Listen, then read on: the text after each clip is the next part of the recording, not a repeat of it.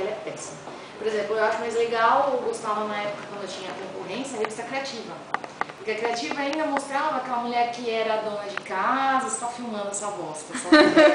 Continua falando da tal revista nova que você odeia. Eu odeio a revista nova, sempre odiei a revista nova, entendeu? E você não pode botar isso no YouTube, porque um dia se a revista nova quiser me contratar, ela não vai ser contratada por causa desse depoimento. Tudo bem, continua. Então, e na época tinha a revista Criativa, que era muito mais legal. Por quê? Porque ela era voltada não só para mulher contemporânea, que trabalha, tarará, mas também para dona de casa, dava dicas de como fazer uma, sei lá, uma ceia, uma festa, entendeu? A revista nova não, é só sexo, só sexo. É guia lacrado, meu. Vinha um guia lacrado com os caras pelados na revista, ridículo. Ridículo. Apoio. Pronto. Apoia? Apoio na mesa.